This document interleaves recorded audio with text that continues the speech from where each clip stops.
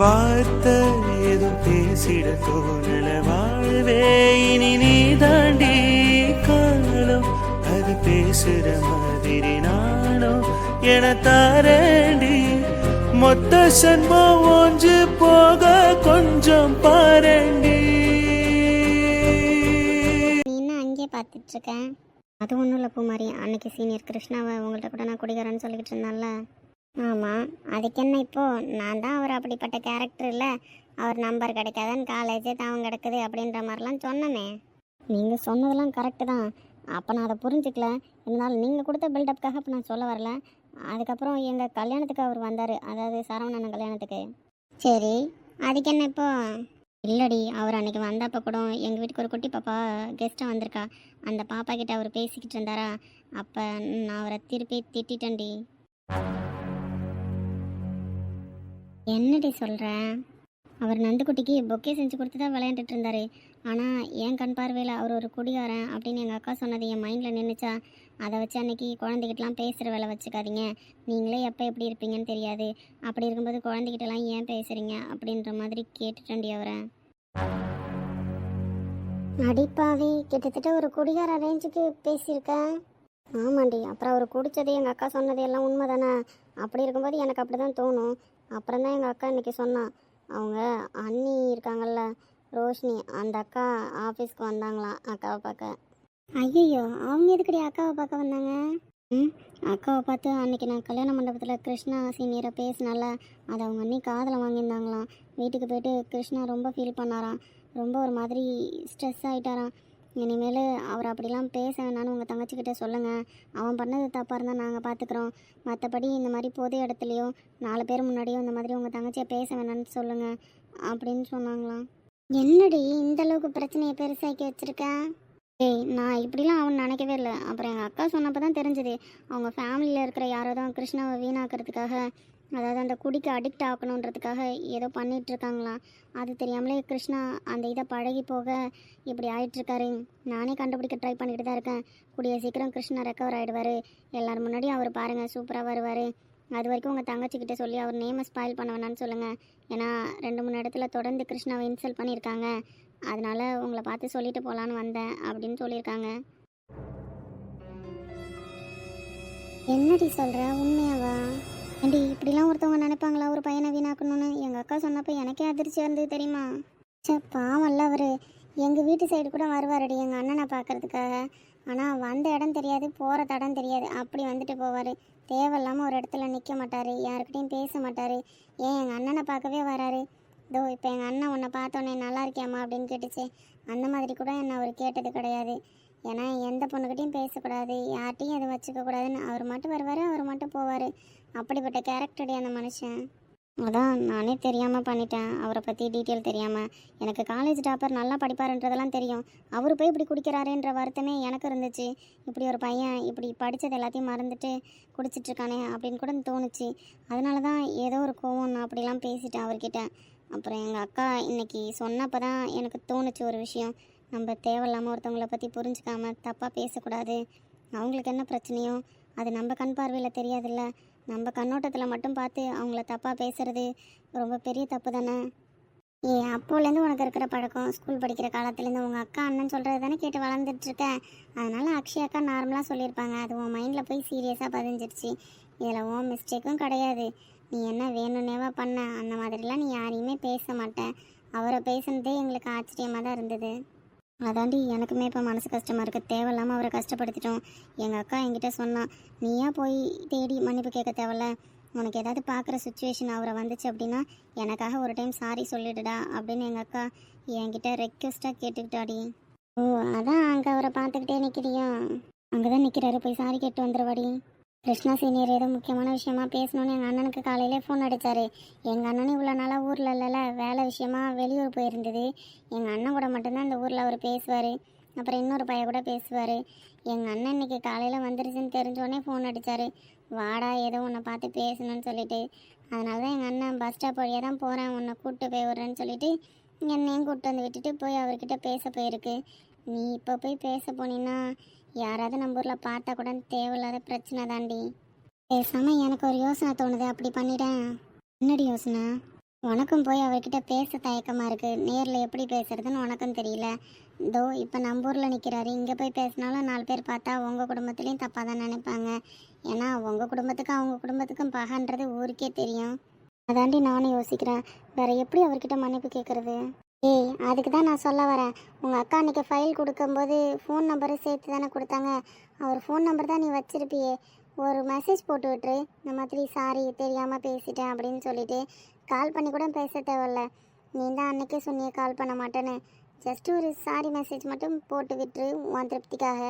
அவர் அதை பார்த்தா பார்க்கட்டும், இல்லை எப்படி புரிஞ்சுக்கிட்டாலும் புரிஞ்சுக்கிட்டும். ஜஸ்ட்டு சாரி சொல்கிறதுல என்ன வருது? உனக்கும் அதில் ஒரு திருப்தி கிடச்சிரும்ல. நீ சொல்கிறது கரெக்டு தான். இருந்தாலும் தேவையில்லாத நம்பரை ஷேர் பண்ண வேணாமேன்னு பார்க்குறேன். என் நம்பர் அவருக்கு தெரியாதுல்ல, அதான். அப்படிலாம் யோசிச்சா ஒன்றுமே பண்ண முடியாதுடி. அப்புறம் உன் விருப்பம். இல்லைனா வேறு எப்பயாவது அவரை பார்க்குற சூழ்நிலை வந்துச்சுன்னா நீ அப்போ சாரி கேட்டுடு. சரி, பார்க்கலாம் பூமாரி. வா, பஸ் வந்துருச்சு, கிளம்பலாம். சரிடி. என்னடா ரொம்ப நேரமாக அங்கேயே பார்த்துட்டு இருக்கேன்?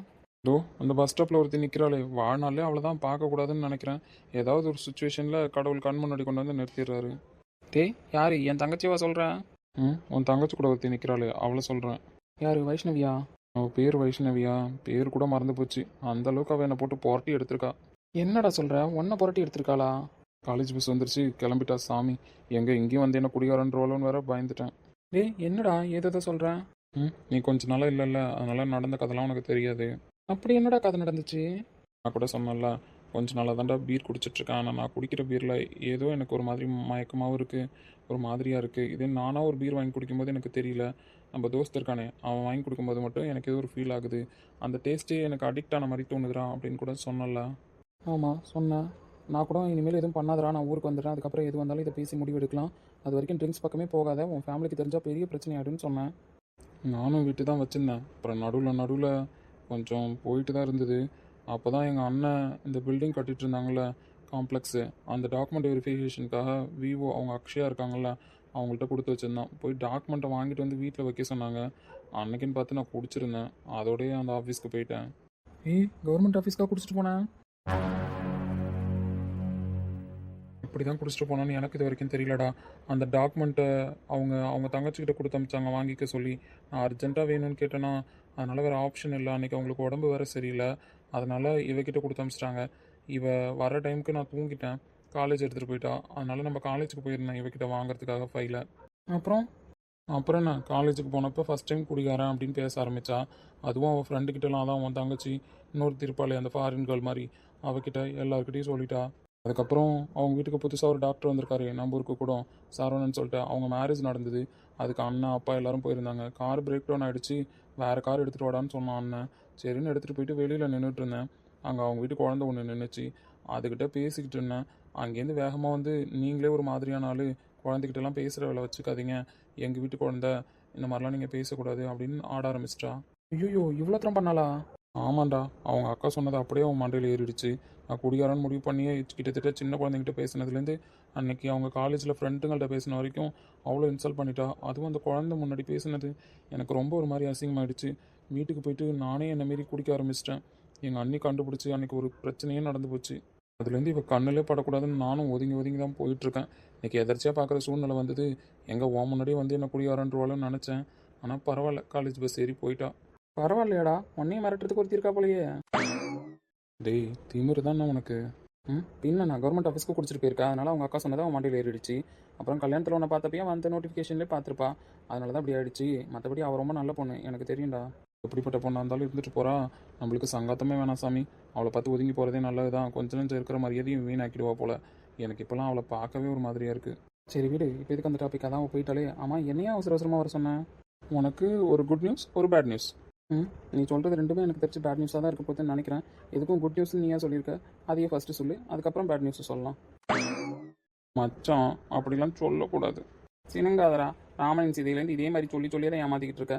சினிங்கே காரியத்தை சாதிச்சிருன்னு ஃபஸ்ட்டு ஒழுங்காக விஷயத்த சொல்லு. மச்சான், ஃபஸ்ட்டு குட் நியூஸ். எங்கள் ஷாப்பிங் காம்ப்ளெக்ஸு ஓப்பன் பண்ணுறாங்களே, அதுக்கு இன்சார்ஜ் நான் தானா, மேனேஜ்மெண்ட் நான் தானா, எல்லாமே நான் தான் பார்த்துக்கணும்னு எங்கள் அண்ணன் சொல்லிட்டான். அந்த பொறுப்புலலாம் போய் உட்கார மாட்டேன் நீ, அப்புறம் என்ன?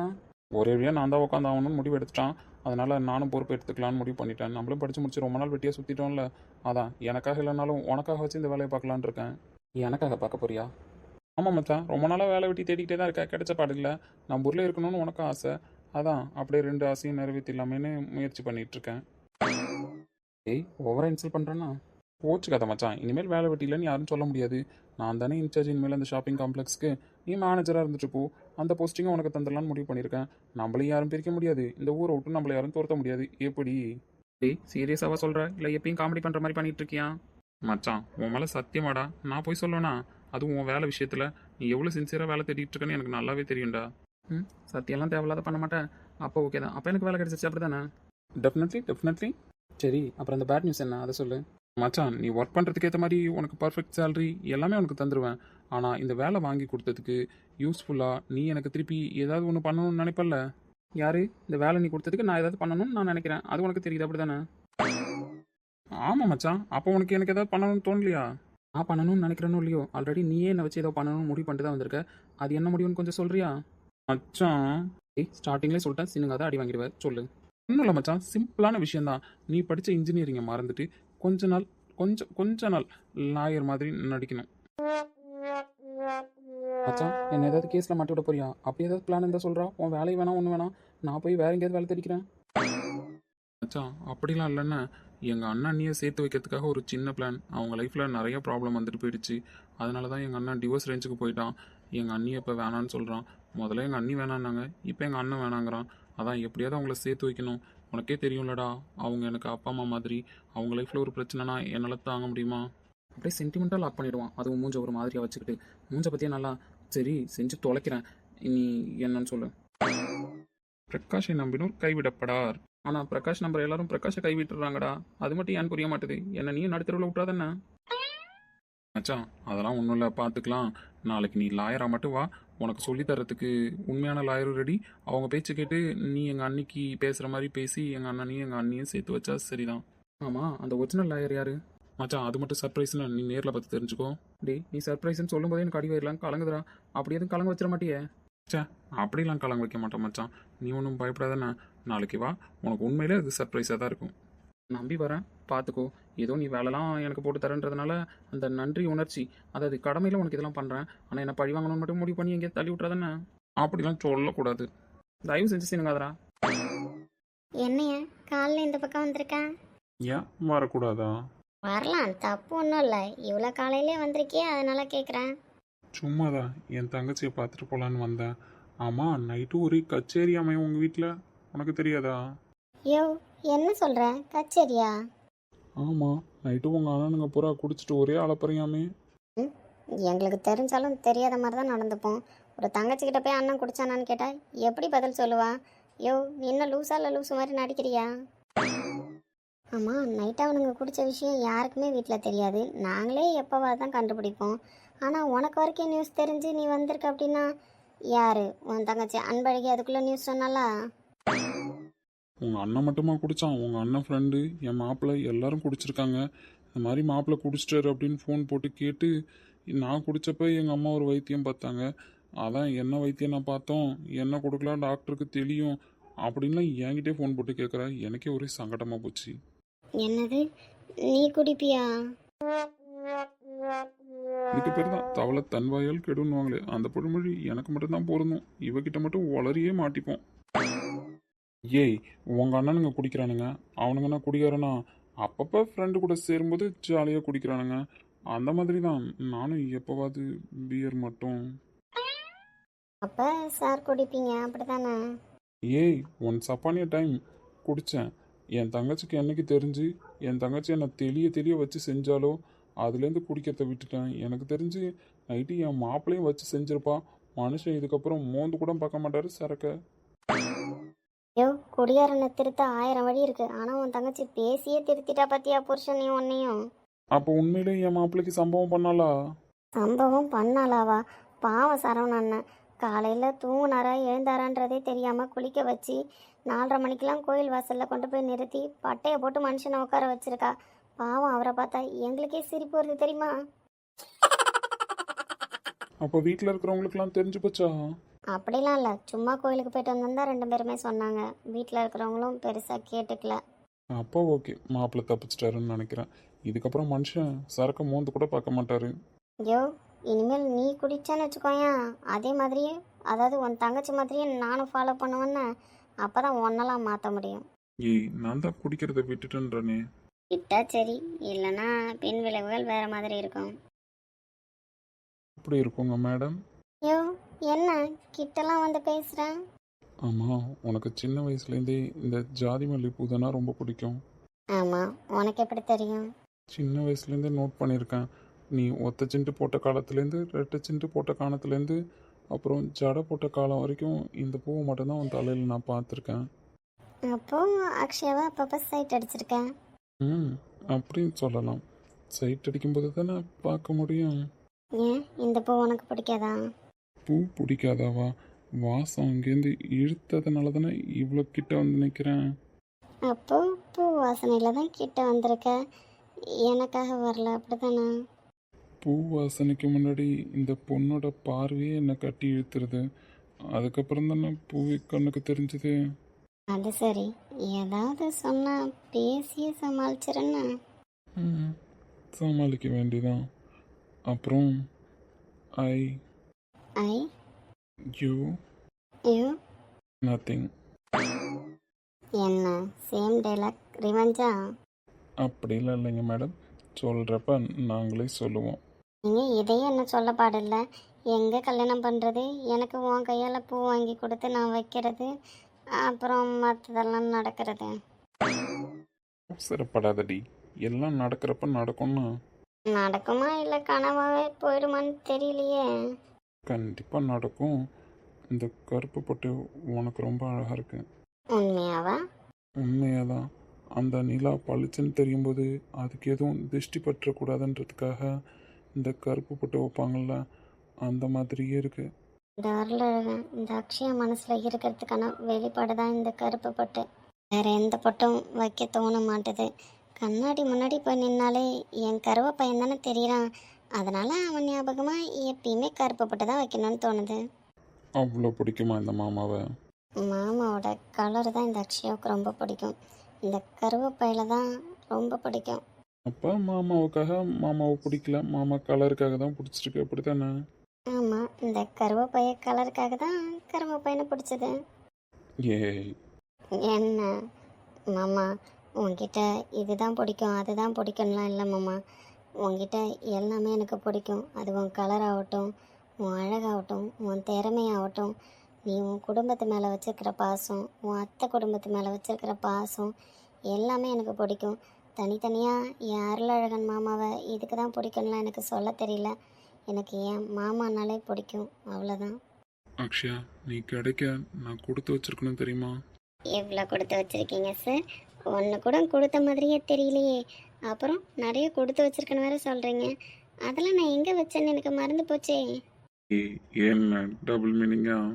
ஆமாம், ஒரு வானம் வரைய நீல வண்ணம், நம் காதல் வரைய என்ன வண்ணம், மேகத்தையே மாற்றி மண் சேரும் மழை போல மடியோடு விழுந்தாயேவா,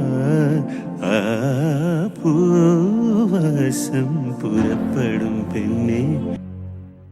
ஸ்ரீநிதி, என்ன பண்ணிட்டு இருக்க? உன்னை சுற்றி என்ன நடந்துட்டு இருக்குன்னு உன்னால் ரியலைஸ் பண்ண முடியுதா? ஏன் சீனியர் திடீர்னு என்ன வந்து இப்படி கேட்குறீங்க? இல்லை ஸ்ரீநிதி, நீயே சொல்லு. அவன் என்ன தப்பு பண்ணான்னு இது வரைக்கும் நான் கேட்டுட்ருக்கேன். என்கிட்ட நீ ஆன்சரே சொல்லலை. ஆனால் நீங்கள் ரெண்டு பேரும் எப்படி லவ் பண்ணீங்கன்னு நீங்கள் வேணால் மறந்துருக்கலாம். ஃபஸ்ட்டு லவ் ப்ரப்போசல் எப்படி அவனுக்கு நீ பண்ணணும்னு உனக்கு ஞாபகம் இருக்கா? நீ மறந்துட்டியான்னு எனக்கு தெரியல, எனக்கு இன்னும் ஞாபகம் இருக்குது. உங்கள்கிட்ட ஓப்பனாக ஒரு விஷயத்த சொல்கிறேன் சீனியர். நான் என் சுயநலத்துக்காகவோ இல்லை அவன் ஏதோ தப்பு பண்ணிட்டான்றதுக்காகவோ நான் ஒதுங்கி போகல. எப்போவுமே அவன் நல்லா இருக்கணும், அவன் ஃபேமிலி நல்லா இருக்கணும்னு தான் நான் ஒதுங்கி போகிறேன். அப்படி என்ன விஷயம்? அவனுக்காகவும் அவன் ஃபேமிலிக்காகவும் நீ சாக்ரிஃபைஸ் பண்ணிட்டு போயிட்டுருக்க, எனக்கு சொல்கிறியா? அவனுக்கு மண்டை வெடிக்குதோ இல்லையோ, எனக்கு மண்டை வெடிக்குது தெரியுமா? இன்றைக்கி என்ன நடந்துச்சு தெரியுமா? என்னாச்சு திடீர்னு வந்து இப்படி பேசிகிட்டு இருக்கீங்க? அந்த வீணா போன நான் ஜகன் இருக்குல்ல, அது உன்னை லவ் பண்ணதான், உன்னை கல்யாணம் பண்ணிக்க போதான். உங்ககிட்ட பர்மிஷன் கேட்டு சொல்கிறேன், எனக்கும் ஸ்ரீநிதிக்கும் கல்யாணம் பண்ணி வைப்பியான்னு வசந்த் கிட்ட கேட்குறான். ஆமாம், அதுக்கு வசந்த் என்ன சீனியர் சொன்னான்? அவன் என்ன சொல்லுவான்? ஏற்கனவே தான் சுக்குநூறாக உடச்சி வச்சிருக்கே, காலையில் வேறு ஏதோ பிரச்சனைன்னு சொன்னான். என்ன பிரச்சனைன்னு என்கிட்டயும் சொல்லலை. ஆனால் காலையிலேருந்து தான் அவன் வேறு மாதிரி இருக்கான்.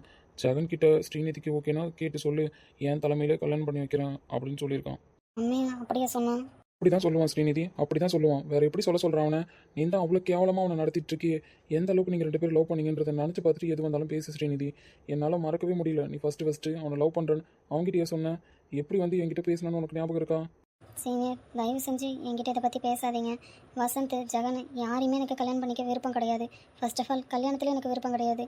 நான் இப்படியே இருந்துடுறேன். ஏன் என்ன டிஸ்டர்ப் பண்ணுறீங்க எல்லாரும்? அப்போ நாங்கள் பேசுறதுலாம் உனக்கு டிஸ்டர்பன்ஸாக தான் இருக்குது, அப்படி தானே? கடைசி வரைக்கும் நீ உண்மையை பேச மாட்டேன். முடியாது சீனியர், என்னால் உண்மையை பேச முடியாது. நீங்கள் எப்படி வேணாலும் நினச்சிட்டு போங்க. தயவு செஞ்சு யாரும் என்கிட்ட இதை பற்றி பேசாதீங்க, விட்டுருங்க. ஜெகன் முட்டாள்தனமாக பேசுனது தப்பு தான். அவன் ஏன் அப்படி பேசினான்னு எனக்கு தெரியல. ஆனால் யாரையுமே மேரேஜ் பண்ணிக்கிற ஐடியாவில் நான் இல்லை. ஸ்ரீநிதி, நானும் உங்ககிட்ட எப்படியே கேட்டு பார்த்துட்டேன். ஆனால் உங்ககிட்ட இது ஒரே ஆன்சர் தான் வருது. இதுக்கு மேலே எனக்கு என்ன பண்ணுறதுன்னு தெரியல. வசந்தியும் இப்படி பார்க்க முடியல. நீங்கள் இன்னும் எத்தனை டைம் கேட்டாலும் இதே ஆன்சரை தான் சீனியர் சொல்லுவேன். உங்களால் முடியும் அப்படின்னா வசந்துக்கு நல்ல பொண்ணாக பார்த்து கல்யாணம் பண்ணி வைங்க, அவ்வளோதான் நான் சொல்லுவேன். அதுக்கு பேசாமல் லவ் பண்ண பாவத்துக்கு உன் கையில் விஷத்தை வாங்கி கொடு. நான் அவன் மேலே பாசம் வச்சிருக்கிற பாவத்துக்காக என் கையாலே கலந்து அவன் வாயில் ஊற்றி விட்டுறேன். ஆனால் அவன் போய் சேரட்டும்னா இவ்வளோ வலியோட இவ்வளோ வேதனையோட என் வசந்தை என்னால் பார்க்க முடியாது ஸ்ரீநிதி.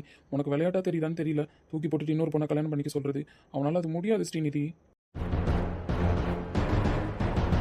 என்னாலேயும் அவனை கல்யாணம் பண்ணிக்க முடியாது சீனியர், என்னை விட்டுருங்க. இதான் உன் முடிவு, அப்படி தானே? ஆமாம். சரி, இதுக்கப்புறம் என்ன பண்ணணுன்றதை நான் பார்த்துக்கிறேன். இதுக்கப்புறம் அவன் லைஃப்பில் எந்த ரீசனுக்காகவும் குறுக்க வர மாட்டேன், அப்படி தானே? சீரியஸாக வரமாட்டேன். சரி, ரொம்ப தேங்க்ஸ். இதுக்கப்புறம் அவன் லைஃப்பில் என்ன நடக்கணுன்றதை நான் முடிவு பண்ணுறேன். நீ உன் வேலையை பாரு.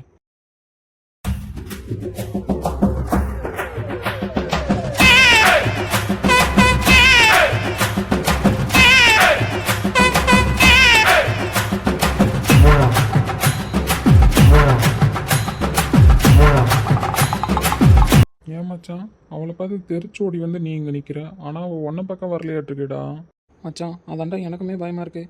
என்னை பார்த்து பேசியிருந்தா கூட ஏதாவது சமாளிச்சிருந்துருப்பேன். சரவணன் கிட்டே ஏன்டா போய் உட்காந்துருக்கா? டேய், அவள் கையில் பார்த்தியா? ஐயோ, என்னடா அது? டேய், ஏன்டா ஐ லவ் யூ கார்டு எடுத்துகிட்டு போய் சரவணன் முன்னாடி உட்காந்துருக்கு? அப்போ அந்த பிள்ளை ஒன்றை லவ் பண்ணலையா? டேய், அந்த கார்டை தூக்கிட்டு போய் ஏன்டா அவன் முன்னாடி உட்காந்துருக்கா? அதான் மச்சான், எனக்கும் புரியல. ஐயோ, இப்போ என்ன புதுசாக பண்ண காத்துக்கிட்டு இருக்கான்னு தெரியலையே. இந்த ஸ்ரீநிதி புள்ள சும்மா இருக்க மாட்டா போலயே. சும்மாவே இந்த சரவணன் சீனியர் பக்கமாக அட்வைஸ் பண்ணுவார். இதில் ஐ லவ் யூ கார்டை வேற தூக்கிட்டு வந்து உட்காந்துருக்கா. என்ன ஆக போகிறோன்னு தெரியலையே. என்ன இப்போ எதுக்கு என் முன்னாடி வந்து உட்காந்துருக்கா? என்னடா கார்டெல்லாம் தூக்கிட்டு வந்திருக்கா? கம்முன்னுடா, என்ன சொல்கிறான்னு கேட்போம். அவள் என்னத்தை சொல்ல போகிறா? அவள் சொல்கிறத கேட்டு நீங்கள் என்ன சொல்ல போகிறீங்கன்னு தான் எனக்கு தெரியல. சீனியர், உங்ககிட்ட கொஞ்சம் பேசணும். அதான் முடிவு பண்ணி வந்துட்டியே, பேசு, என்ன விஷயம்? சீனியர், உங்கள் ஃப்ரெண்டு வசந்த் இருக்கார்ல? ரைட்டு, எதுக்கு வந்திருக்கான்னு புரிஞ்சிடுச்சு. ஆமாம், வசந்த் இருக்கான். அவனுக்கு என்ன போ? அவருக்கு ஒன்றும் இல்லை சீனியர், அவர் நல்லா தான் இருக்கார். அவரால் கொஞ்ச நாளாக என் மனசு தான் பாதிக்கப்பட்டிருக்கு. என்னடா டாக்டர்கிட்ட போய் ஏதோ உடல்நிலை பாதிக்கப்பட்டிருக்க, மாத்திரை கொடுங்கன்ற மாதிரி கேட்டுட்டு இருக்கான். என்ன ஐடியாவில் வந்து உட்காந்துருக்கானே கெஸ் பண்ண முடியலையே. நான் கெஸ் பண்ணிட்டேன். ஆனால் அவள் எந்த விதத்தில் ஆப்பு வைக்க போகிறா, அதை சரவணன் எந்த விதத்தில் புரிஞ்சுக்க போகிறான்னு தெரியல. ரிட்டன் வந்து அதை என்கிட்ட எப்படி கேட்க போகிறான்னு எனக்கு தெரியல. மச்சான், அப்போ ஆப்பு கன்ஃபார்மா? ஜெட் ஸ்பீடில் வந்துட்டு இருக்குடா, கன்ஃபார்மான்னு கேட்குறான். ஏய், புரிகிற மாதிரி பேசுன்னா. சரி சீனியர், ஓப்பனாகவே பேசுகிறேன்னா, உங்கள் ஃப்ரெண்ட் வசந்த் இருக்கார்ல, அவர் எனக்கு பிடிச்சிருக்கு.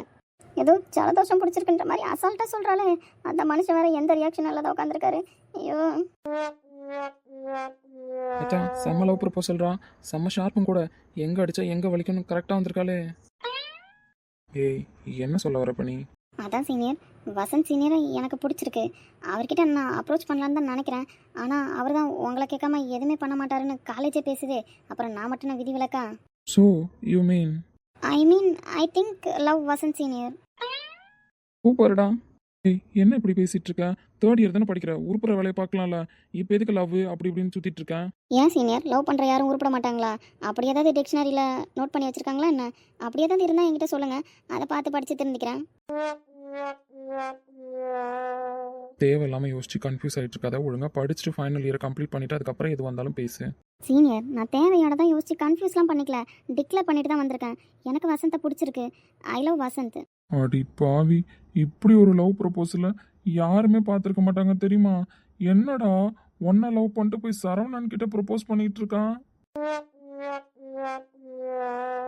ஏய், சும்மா இருடா. சரவணனே என்ன சொல்ல போகிறான்னு தெரியல. அவனே அட்வைஸை ஸ்டார்ட் பண்ணிட்டான். இவன் என்னத்தை எடுத்து பேசிகிட்டு இருக்க போகிறான்னு தெரியலையே. சரி, நான் சொல்கிறேன், எதையும் நீ காதில் வாங்குற மாதிரி இல்லை. சரி, லவ் பண்ணுறேன்னு முடிவு பண்ணிட்டேன். அதையும் வந்து என்கிட்ட சொல்லிக்கிட்டு இருக்கா. அவங்ககிட்ட போய் சொல்ல வேண்டியதானே? வசந்த் கிட்ட சொன்னால் ஏதோ ஒரு பழமொழிலாம் சொல்லுவாங்களே, அந்த செவடன் கதை சங்குதன மாதிரின்னு, அந்த மாதிரி தான். எனக்கு தெரியும் அவனா பதில் சொல்ல மாட்டான் அப்படின்னு. அதே மாதிரி உங்ககிட்ட சொன்னால் எனக்கு சீக்கிரமாக பதில் கிடைக்கணும் தெரியும். அதான் உங்களை அப்ரோச் பண்ணுறேன். மச்சான் பாயிண்ட்ரா. சும்மா ஒரு நாயை வாய மூடிட்டு இப்போ என்ன பதில் கிடைக்கணும்னு எதிர்பார்க்குறேன்? நாங்கள் 2 பேரும் லவ் பண்ணுறதுனால என்னோட 3rd இயரும் சரி ஃபைனல் இயரும் சரி கண்டிப்பாக பாதிக்கப்படாது. அதே மாதிரி வசந்தோட ஃபைனல் இயர் ரிசல்ட்டும் எந்த விதத்துலையும் பாதிக்கப்படாது. டீசெண்டாக லவ் பண்ணுறோம் சீனியர். நீங்கள் ஏன் சந்தேகப்படுறீங்க? படிப்புக்கும் எங்கள் லவ்வுக்கும் எந்த சம்மந்தமும் கிடையாது. அது ஒரு பக்கம் ட்ராக் கிளியராக தான் போகும், இது ஒரு பக்கம் போகும். நீங்கள் பர்மிஷன் கொடுத்தா மட்டும் போதும், அப்படியே லவ் பண்ண ஸ்டார்ட் பண்ணிடலாம். அடி பாவி, யார்கிட்ட வந்து பேசுகிறோன்றதையும் மறந்துட்டு எவ்வளோ போல்டாக பேசிகிட்டு இருக்கா பாரு. அந்த மனுஷன் எப்படி பேசினாலும் கேட்டு போடுறாயா? எனக்கு இது சரியாக வரும்னு தோணல ஸ்ரீநிதி. அவனோட படிப்பு எனக்கு ரொம்ப முக்கியம். அதே மாதிரி தான் நீயும் 3rd இயர் படிக்கிற, ஃபைனல் இயர் வரைக்கும் நல்லபடியாக கம்ப்ளீட் பண்ணும். ஒரு பொம்பளை பிள்ளை வீட்டில் எவ்வளோ நம்பிக்கை வச்சுருப்பாங்க, அதெல்லாம் நீ காப்பாற்ற வேணாமா?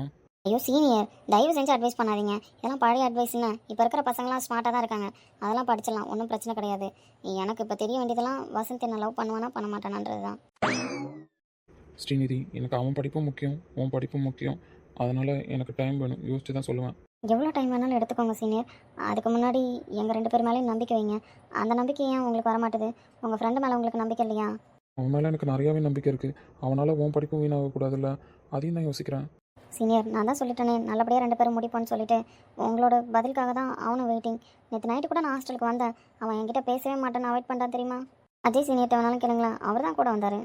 சும்மா இருக்கிறவனை ஏன்டி இப்போ கோத்து விட்டேன்? ஹாஸ்டலுக்கு வந்தாலும் நைட்டு மச்சான், ஹாஸ்டலுக்குள்ளே வந்துட போகிறான்னு பயந்து தான் நாங்களே வெளியில் போனோம். நீ வெளில வரியா இல்லை நான் உள்ள வரட்டுமான்னு கேட்டுட்டு ஃபோன் அடிக்கிறான். வேறு என்ன பண்ண சொல்கிறேன்? அதான் வெளியில் போய் அவளுக்கு கிளாரிஃபிகேஷன் கொடுத்து அனுப்பிட்டு வந்தோம். அப்போ நேற்று நைட்டு வேறு எங்கேயோ போயிருக்கீங்கன்னு வினோத் சொன்னான். அதெல்லாம் பொய்யா?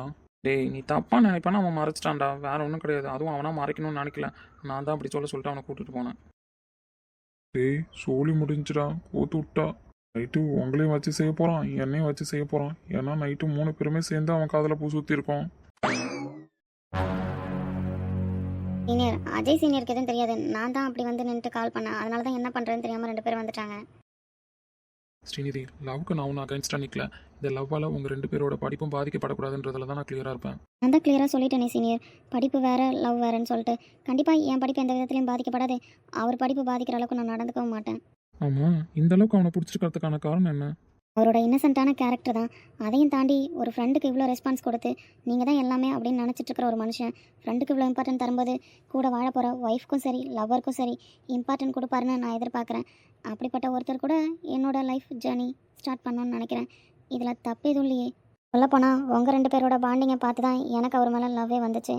உங்கள் ஃப்ரெண்ட்ஷிப்பை என்னால் பீட் பண்ண முடியாது. இருந்தாலும் அவர் உங்களுக்கு கொடுக்குற பாசத்தில் கொஞ்சமாச்சும் நான் பங்கு போட்டுக்கணும்னு நினைக்கிறேன். அதே மாதிரி உங்களை கேட்காம அவர் எந்த விஷயத்தையும் முடிவு பண்ண மாட்டாருன்னு எனக்கு தெரியும். அதனால தான் வாலண்டராக நானும் வந்து பேசும்போது கூட அவர் அவாய்ட் பண்ணிட்டாரு. ஆனால் அவருக்கு என்ன பிடிச்சிருக்குன்றதெல்லாம் எனக்குமே தெரியும். ஆனால் உங்கள் வாயிலேருந்து எந்த பதிலும் வராமல் அவர் ஒத்துக்க மாட்டார். சரி, என் வாயிலேருந்து எந்த பதிலும் வராமல் அவன் ஒத்துக்க மாட்டான். இப்போ இந்த லவ் வேணாம், 2 பேரும் உங்கள் வேலையை பாருங்கன்னு சொல்லிட்டு என்ன பண்ணுவேன்? அக்செப்ட் பண்ணிப்பேன் சீனியர். எப்படியும் நீங்கள் எங்கள் 2 பேரோட ஃப்யூச்சருக்காக தானே யோசிச்சுப்பீங்க. இவ்வளோ தூரம் சொல்லியும் இந்த விஷயம் இப்போ வேணாம், 2 பேருமே கம்ப்ளீட் பண்ணுங்கள், அதுக்கப்புறம் எது வந்தாலும் பார்த்துக்கலான்னு நீங்கள் சொன்னாலும் எனக்கு சம்மதம் தான். சரி, ஓகே, நான் யோசிச்சு சொல்கிறேன். சீனியர், இந்த கார்டு நானே அவருக்காக மேக் பண்ணது. இதுக்குள்ளே அவர்கிட்ட நான் சொல்ல வேண்டிய விஷயத்தெல்லாம் எழுதி வச்சுருக்கேன். இதை ஏன் உங்ககிட்ட கொடுக்குறேன் அப்படின்னா, எனக்கு தெரியும் நீங்கள் சொல்லாமல் அவர் எந்த ஸ்டெப் எடுத்து வைக்க மாட்டார் அப்படின்னு. ஆனால் அவருக்கு என்ன பிடிச்சிருக்குன்றதும் எனக்கு நல்லா தெரியும். அதனால தான் இந்த கார்டை உங்கள்கிட்ட கொடுக்குறேன். நாங்கள் 2 பேருமே உங்களை மதிக்கிறோம். 2 பேர் படிப்பும் பாதிக்கப்படாது, எங்கள் மேலே நம்பிக்கை இருக்குது அப்படின்னா இந்த கார்டை நீங்கள் அவர்கிட்ட கொடுங்க. இல்லை என் முடிவில் நான் ஸ்ட்ராங்காக தான் இருக்கேன், நீங்கள் 2 பேரும் படித்து முடிச்சாதான் இது உங்கள் லைஃப்க்கு செட் ஆகும் அப்படின்னு நீங்கள் நினச்சா இந்த கார்டை நீங்களே வச்சுக்கோங்க. எப்போ நாங்கள் 2 பேரும் பேசினா கரெக்டாக இருக்கும்னு நீங்கள் நினைக்கிறீங்களோ அன்னைக்கு இந்த கார்டை அவர்கிட்ட கொடுத்தா போதும். இதுக்கப்புறம் நான் சொல்கிறதுக்கு எதுவும் இல்லை சீனியர், உங்கள் விருப்பம் தான். ஏன்னா உங்களை தவிர யாரும் இதில் பெஸ்ட்டாக முடிவு எடுக்க முடியாது. நீங்களே யோசித்து முடிவை சொல்லுங்கள். சரி, ஓகே, நீ கிளம்பு. டேய், என்ன முடிவுடா எடுக்க போகிறான் இவன்? அவன் எந்த முடிவு எடுத்தாலும் எனக்கு ஓகே தான்டா. அவனை தவிர என் லைஃப்பில் எந்த முடிவையும் யாராலையும் இவ்வளோ யோசிச்சு எடுக்க முடியாது. அதனால் எந்த முடிவாக இருந்தாலும் எனக்கு மனப்பூர்வமான சம்மதம் தான். டேய், அவன் முடிவு எடுக்கிறதெல்லாம் இருக்கட்டும், உன்னை பற்றி எந்த அளவுக்கு அவள் புரிஞ்சு வச்சுருந்தா அவன்கிட்ட போய் பேசினாதான் உன்கிட்டே சம்மதம் வாங்கலான்றது தெரிஞ்சு எவ்வளோ அழகாக அவன்கிட்ட போய் எடுத்து சொன்னா பார்த்தியா? இதை விட ஒரு பொண்ணு உன்னை புரிஞ்சிக்கவே முடியாதுடா. உண்மையிலே என்கிட்ட தான் வந்து பேசுவா. இவளை எப்படி அவாய்ட் பண்ணுறது, எப்படி ஹேண்டில் பண்ணுறதுன்னு தெரியாமல் நான் ஒளிஞ்சு போயிட்டுருக்கேன். ஆனால் என்னை பற்றி நல்லா தெரிஞ்சு வச்சுட்டு சரவணன்ட்ட பேசினா தான் இது நடக்கும் அப்படின்ட்டு கரெக்டாக போய் அவனுக்கு புரிகிற மாதிரி எடுத்து சொல்லிட்டு இருக்கா பாரு. அதான்டா எனக்குமே ஷாக்காக இருக்குது. சரிங்க சீனியர், நான் கிளம்புறேன். டேய், என்ன முடிவு எடுக்க போகிறப்ப?